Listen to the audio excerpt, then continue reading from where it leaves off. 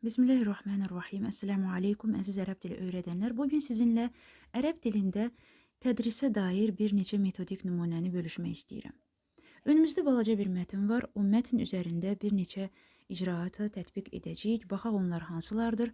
Birinci əl-qiraə, ikinci əl-mufradat, sonra əl-qavaid, əl-kitabə, ət-təmarin, əl-muhadəthə. Muhadəthə bilirik ki, danışıq son mərhələdir. O mərhələyə gələnə qədər tələbələrlə işləyəcəyimiz çox şey var.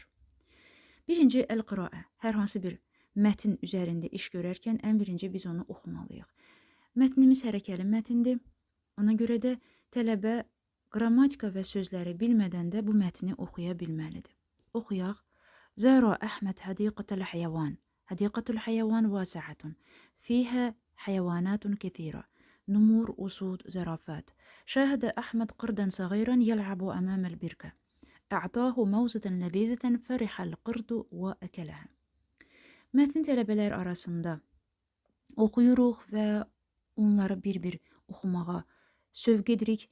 Hər bir tələbə mətni ən azından bir dəfə oxumalıdır. İkinci adım gəlir əl-mufradat. Biz mətnin içərisindəki sözlərlə tələbələri tanış edirik. Ola bilsin ki, onların bildiyi sözlər var və yaxud yeni sözlər var, fərq etməz. Bütün halda tələbələrlə mətnin sözlərinə yenidən bir baxış keçirəcəyik. Feillərə baxırıq. Zəra, şəhədə, əkələ, fərhə, yəl'abu, a'ta. Tərcümələrlə bir yerdə tələbələrə bunu öyrədirik. Hadiqa, məsələn, ikinci sözümüz var. Birkə, qırd, zərafə və yaxud burada isimlər var. İsimləri cəmləri ilə bir yerdə baxırıq. Nəmrun, numur, əsəd, usud, qırd, qurud. Sonra bir neçə sifətimiz var. Vasi'a, ləzidə, kəthirə, səğirə. Sözləri əvvəlcə oxuyuruq. Biz sözü tələbəyə öyrədərkən iki aspektə baxmalıyıq. Diqqət etməliyik. Tələbələr sözlərdəki səsləri düzgün tələffüz etsinlər və nəbra dediyimiz, o vurğu dediyimiz şeyə neynəsinlər, riayət etsinlər. Hətta bizim müəllimlərimiz də bu məsələlərə bir qədər həssas yanaşmırlar. Yəni biz bilirik ki, qısa sözlərdə vurğu adətən birinci hecaya düşür. Uzun saitli sözlərdə uzun saitin üzərinə düşür, yəni mədd hərflərinə düşür və əgər bizim sözümüz bir neçə hecadan ibarətdirsə, bu zaman orada vurğunun hara düşməsinə diqqət etməliyik. Məsələn, kəthira, kəthira, thira orada ikinci hecaya düşür. Sonra ləzidə, səğira. Görürsünüz, fəil ya da fəilətun ya da fəil modelində olan sifətlərdə vurğu nədir? Modeldə necədirsə, o modelin daşıyıcısı olan bütün sifətlərdə belədir. Ümumiyyətlə, ərəb dilində istər ad qruplu sözlər, istər feillər, hər birisinin aid olduğu bir ailə var. Bu nədir? Vəzindir. Vəzinlər təkcə feillərə aid deyil. Və həmin vəzində olan, vəznin özünün vurğusu necədirsə, o vəzində olan bütün sözlər də o qaydaya riayət edəcək. Məsələn, şəhədə, fəalə. Burada nədir? Mədd hərfinin üzərinə düşür. Əkələ birinci hecaya düşür. Fərihə, görürsünüz, fəalə, fəilə, fəulə. Modeldən gələn bir qaydadır. Bütün fəalə, fəilə, fəulə modellərində olan feillərdə həmin o vurğu məsələsi eyni qalacaq. Buna diqqət edirik, səslərə diqqət edirik. Çünki ərəb dilində, dilimizdə olmayan eşitmədiyimiz və istifadə etmədiyimiz səslər var. Hər sözdə tələbəni məcbur etməliyik ki, o səsləri düzgün tələffüz etsin və burada Kərəmi ağlamaq tutur. Belə bir mövzumuz var ki, bəzi müəllimlərimiz də o səsləri düzgün tələffüz etmirlər.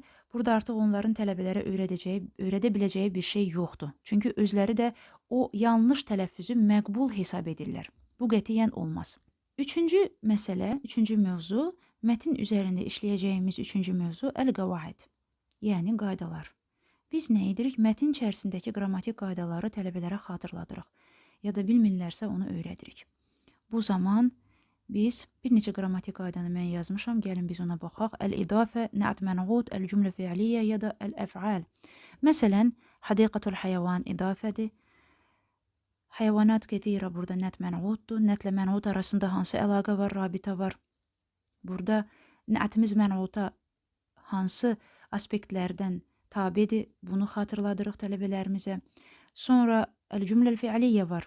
Məsələn, sonda bir cümlə var. Baxaq ora. Məsələn, ə'tahu mavzə. Baxın, bu son cümləni deyirəm. Ə'tahu mavzədən ləzizətən fərhəl qırd və əkələhə. Ə'ta məsələn feili. Baxaq. Bu feilimiz bilirik ki əf'alə babındandır. Düzdürmü? Əf'alə babının nə idi? Naqisidir. Çünki feilin sonunda görürsünüz əlif maksura var və bu hənin ona birləşməsi ilə əlif maksura necə əlif məmdudəyə dönübdür və yaxud fəalə babındakı naqis feilləri yadımıza salaq. Məsələn, cəzə ya da ki şəfə, biz deyirik cəzəkallahu xayran. Görürsünüz bu necə cəzəkə deyəndə bu necə əlif məmdudəyə dönüşür. Bunu xatırlayacağıq. Və yaxud madədə naqis feillərin təsrif olunmasına baxacağıq. Ətəytu, məsələn, necə əlif maksura nöqtəliyyəyə çevrildi. Buna diqqət edirik, etməliyik. Sonra burada bir nüans da var. Məsələn, biz demişdik ki, feili cümlələrdə feil gəlir, fail gəlir, sonra məf'ul bih gəlir ya da məf'ulun digər növləri. Amma burada gördüyünüz kimi ə'tahu məf'ulu birbaşa feilə birləşib. Niyə? Çünki feil özündən sonra hərf-u cər tələb etməyən bir feildir. Ümumiyyətlə, hər hansı bir feili biz tələbələrlə aydınlaşdırarkən ki, bunu etməliyik, biz nə edirik? Həmin feilə 3 aspektdən baxırıq. Feilin vəzninə baxırıq. Məsələn, ə'ta feili hansı vəzindədir? Əf'alə. Nəyə görə bizə bu lazımdır? Çünki hər vəznin mudaridə, əmrdə, məstərdə dəyişik formaları var. Biz bilməliyik ki, bu feil hansı babdan gəlir və o bab madidə yox, madidə bütün babların hamısı eynidir. Sadəcə qeyri-sahihlərdə müəyyən dəyişikliklər olur. Mudaridə, əmrdə və yaxud məstərdə necə olacaq bu feillər? Bunun üçün biz onun babını bilməliyik və o babdakı dəyişikliyi bilməliyik. İkinci gəlir bizdən nə? Feilimiz hərf-u cər istəyir ya istəmir? Fikir verin. Ə'tahu məvzətən. Feil, bax burada öz məf'uluna, ikinci məf'uluna necə getdi o? Birbaşa. Ə'tahu, ona verdi. Nəyi verdi? Bananı verdi. Hər ikisinə də hərf-u cərsiz gedir. Buna diqqət etməliyik ki, biz bu feili növbəti dəfələrdə, hər hansı bir mətndə, ya danışıqda, ya yazıda istifadə edəndə xətaya yol verməyək. İkinci, hərf-u cərlə işlənib işlənməməsidir feilin. Bizim feilimiz burada, yəni nəstəxdim hədəl feil duna hərf-u cər. Hərf-u cərsiz işlənir burada, düzdürmü? Üçüncü isə baxırıq, sahihdir ya da qeyri-sahihdir. Bizim feilimiz qeyri-sahihdir. Qeyri-sahihin nə idi? Naqis feildir. Naqis feilləri yada salmalıyıq. Necə dəyişirdi onlar müdaridə, nə baş verirdi və yaxud madidə nə baş verirdi? Qısa bir xatırlatma etməliyik tələbələrlə. Bu və digər nüanslara diqqət etdikdən sonra, tələbələrlə yada saldıqdan sonra hər bir müəllim öz auditoriyasını bilir və onlarda hansı boşluğun olduğunu bilir. Ona görə də qavaid bölümündə məhz o boşluqlar üzərində işləyəcəyik. Bir nüans da var burada. Əgər bizim tələbələrimiz müəllim olacaqsa, filologiya fakültəsində tədris alırlarsa və yaxud sizin ola bilsin ki, özəl tələbələriniz ola bilər, o tələbələrlə bu qaydaların nəzəri tərəfini saxlayırıq. Daha doğrusu, o tələbələrlə bu qaydaların nəzəri tərəfini daha ciddi işləyirik. Amma tərcüməçi olmaq istəyən ya da danışıq istəyən tələbələrlə nəzəri qaydaları bir kənara buraxırıq, sırf praktiki məsələyə baxırıq. Məsələn, bir feilin hərf-u cərlə işlənib işlənməməsi praktiki məsələdir. Deyirik, şəhədə Əhməd qırdən. Tələbə buna diqqət etməlidir ki, şəhədə öz məf'uluna necə getdi? Birbaşa getdi. Demədik, şəhədə Əhmədlə qırd, ya da ki, fi qırd, ya da anil qırd, ya da məsələn, li deyə bilərik, alə deyə bilərik. Amma bu feil heç bir hərf-u cər istəmir. Görürsünüz, birbaşa mənsub edibdir. Və yaxud zəra feili, görürsünüz, zəra Əhməd ilə ilə işləmir. Bizim bildiyimiz, vərdiş etdiyimiz dəhəbə ilə məsələsi deyil. Şəhədə nədara kimi ilə işlənmir. Buna da diqqət etməliyik. Bu nüanslar və bir də mən indi vaxt baxımından hamısını bir-bir qeyd etmirəm. Mətin üzərində yenə deyirəm, hər bir auditoriyaya uyğun olaraq hər bir auditoriyanın öz səviyyəsi, hansı qrammatik qaydaları keçmişik, hansını keçməmişik, bugün bu mətin üzərində hansını qrammatik qaydanı təzə keçəcəksə, onun üzərində geniş işləyirik. Hamısı keçilibsə, belə qısa-qısa baxış keçiririk. Növbəti işimiz, növbəti icraatımız bizim 4-cü olan məsələmiz nədir? Bir mətin üzərində nə edirik? Ət-təmərin, tapşırıqlar edirik. Və biz bilirik ki, ərəb dilində feillərin təsrifi məsələsi çox çətindir. Niyə? Çünki hər vəznin öz təsrifi var. Əf'alə vəzni, mudaridə, əmirdə ya da faili, məfulu ya da onun məsdəri bir cürdür və yaxud fəalə başqa cür olacaq ya da fəalə başqa cürdür. Bütün bunların hamısını öyrənmək və yadda saxlamaq və avtomatik vəziyyətə gətirmək üçün tələbə ilə tədris müddətinin hamısı 1 ildirmi, 2 ildirmi, 3 ildirmi, hər dəfə dərs əsnasında biz bunu etməliyik. Yoxsa tələbəyə cədvəl verim, get əzbərlə bir gün içərisində bu məsələni həll edək. Bu tələbəyə tətbiq olunan, belə deyim, faşizmdir. Bunun başqa adı yoxdur və bunun heç bir nəticəsi yoxdur. Köhnə Sovet üsuludur, bu artıq çox köhnəlib. Tələbələrə bunu etmək onsuz da xətalı idi. İndi ümumiyyətlə tələbəyə yeni beyinlərlə işləyən hansı ki gənc nəsildir, onlar informasiyanı başqa cür qəbul edirlər. Onlarla yeni metod lazımdır və bu mümkün olan bir məsələ deyil ki, biz cədvəli verək və tələbəyə deyək ki, get bunu əzbərlə gəl. Bu belə. Ona görə biz nə edirik? Bu feilləri, təsrifi baxımından tələbələrə necə öyrədək? Ümumiyyətlə, hər hansı bir qrammatik qaydanı tələbəyə izah etmək, onu öyrətmək deyil. Onu tələbəni onunla tanış eləyirik biz. Öyrətmək üçünsə hər dəfə o qayda üzərində biz işləyəcəyik. Məsələn, deyirik, qayril fa'ilin iləl mütəkəllim. Mətndəki failləri qoy tələbələr mütəkəllimə dəyişsin. Zəra əvəzinə zurtu desin. O bilsin ki, əcvab feili madidə necə təsrif olunur. Ya da ə'ta feili a'taytu olsun. Bilmadi bil mudariyə baxırıq. Zəra yazuru. Şəhədə yüşəhidu. Əgər mütəkəllimdə desək, uşəhidu. Və yaxud siz dəyişiklik edib bunu bütün şəxslərdə edə bilərsiniz, tələb edə bilərsiniz. Və yaxud deyə bilərik, əcib anil əs'ilə. Mə'mən zərə Əhməd hadiqətəl həyəvan, əv əynə yəl'abəl qırd, həl əkələl qırdı məuzə, əv mən ə'təl qırdı məuzə. Bu sualları dəyişdirə bilərik və yaxud əlavələr edə bilərik. 3 səhifə sual hazırlayın, tələbələrə sual verin və yaxud tələbələr bir-birinə sual versin, cavab alsın. Bu mütləqdir. Təmərin bölümünün 2-ci hissəsi Azərbaycan dilindən ərəb dilinə tərcümə məsələsi. Biz artıq tələbəni qiraədə, müfrədətdə, qavaiddə və təmərin bölümündə cümlə quruluşu və sözlərlə tanış etdik. Tələbədə müəyyən bir alışqanlıq yarandı. Ondan sonra biz tələbədən tələb edə bilərik ki, Azərbaycan dilində olan bu tapşırıqları ərəb dilinə çevirsin. Bunu yazılı şəkildə edəcəklər və bir də şəfəviyyə, şifahi şəkildə. İnandırım sizi ki, sizə çox sadə, bəsit gələn bu cümlələri hətta ərəb dilində illərlə tədris edən və elmi dərəcələri olan adamlar, onlara bu tapşırığı versək ki, bunu ərəb dilində şifahi şəkildə de, onlar onu çaşacaqlar. Çünki burada zaman var, şəxs var, sözlər var, sözlərin sonu var. Bir anda beyin bunu avtomatik vəziyyətə gətirə bilmir. Ona görə biz tələbələrdən bunu tələb eləyirik. Məsələn, birinciyə baxırıq, birinci mətnin Azərbaycan dilində tərcüməsidir. Məsələn, Zəra Əhməd hadiqətəl həyəvan. Zəra deyəndə, məsələn, mənim təcrübəmdə çox rast gəlinib, zəra ilə deyirlər. Çünki zəhəbə iləyə vərdişdilər. Və yaxud 6-cıya baxaq. Baxın, 6-cıda burada meymuna banan ver, meymuna banan vermə, zoparka get, zoparka getmə. Burada ə'ta feilinin əmr forması var, ə'ti, bu var, şəxslər üzrə bunu işlədə bilərik və yaxud vermə, inkarlı əmr var burada, orada nə baş verəcək? Bunu tələbənin yadına salmalıyıq. Tələbə bu tapşırığı yazılı və şifahi etməlidir. Əvvəlcə müəllimlər, siz bunu özünüz edin, yazılı şəkildə və şifahi şəkildə edin. Çoxlu bunun üzərində işləyin. Bu metod həm də sizi öyrədəcək. Ondan sonra bunu tələbələrlə işləyin.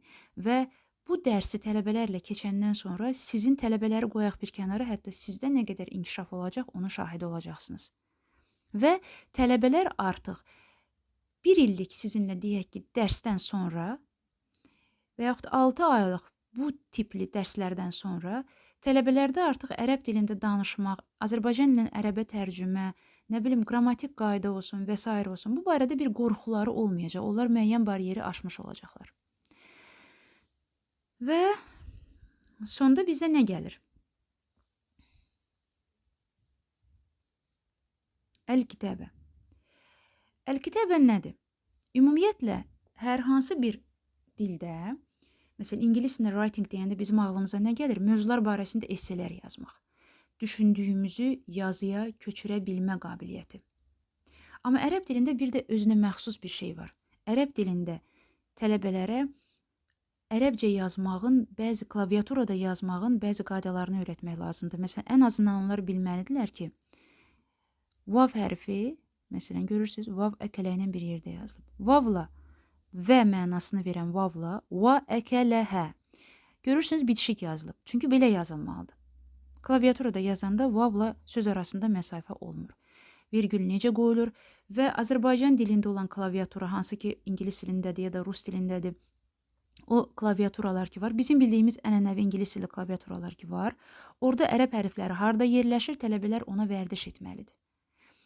Sonra kitabənin ikinci bir nüansı gəlir, artıq düşüncəni ərəb dilində ifadə etmək bacarığı.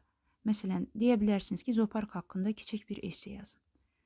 Dünən mən zooparka getdim, zoopark geniş idi, orada şir var idi, ya yox idi, mən ona ət verdim və s. Sözləri dəyişərək, yəni proses yenə də bu mətnin üzərində baş verir. Sadəcə tələbələr sözləri dəyişəcəklər və bir sıra kiçik dəyişikliklər edəcəklər. Daha sonra isə bu mətni biz nə edirik? Hərəkətsiz vəziyyətdə hazırlayırıq və tələbələrə deyirik ki, bu mətni hərəkələyin. Bütün bu proseslərdən sonra gəlir bizdə əl-muhadəfə. Artıq bütün bunları edəndən sonra tələbə danışa biləcək. Və beləliklə bir dərs əsnasında biz tələbələrə balaca bir mətn üzərində bir neçə söz öyrədirik, cümlə öyrədirik, qayda öyrədirik, yazmağı, oxumağı, danışmağı, qrammatik qaydaları öyrədirik və tələbənin ərəb dilində danışması üçün onun beynini biraz çək-çevir edirik. Çünki hər hansı bir cümləni ərəb dilində demək üçün tələbə ya da hər hansı bir şəxs 3 prosesi etməlidir. Birinci, hansı sözü desin, sözləri tapmalıdır.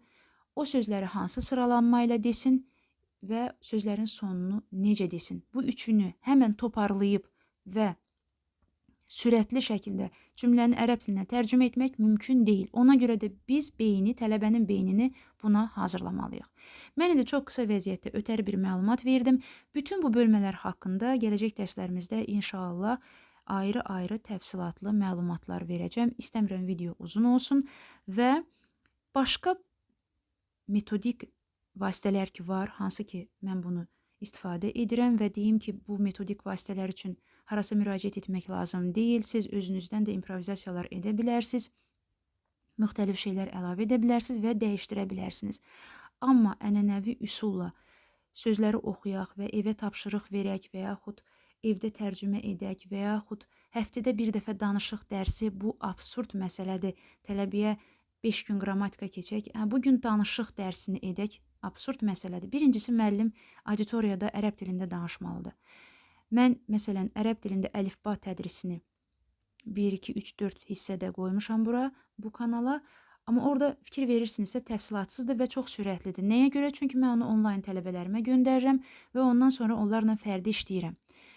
Çox vaxt aparmasın deyə o dərslər onlayn tələbələr tərəfindən baxılır, sonra təfsilatlı şəkildə biz onları işləyirik. Amma mən canlı dərs keçsəydim, o dərslərin hamısını ərəb dilində keçəcəkdim. Burada mimika var, jestlər var və s. şeylər var ki, tələbələr onu başa düşürlər. Amma onlayn dərsdə bu mümkün deyil. Yenə də müəllimlər üçün mən bu dərsdə xülasəli şəkildə, qısa şəkildə dediyim bütün variantların hamısını geniş şəkildə inşallah və ərəb dilində hazırlayacağım. Bugünlük bu qədər. Özünüzdən müğayət olun və müəllimlərimizə uğurlar arzulayıram.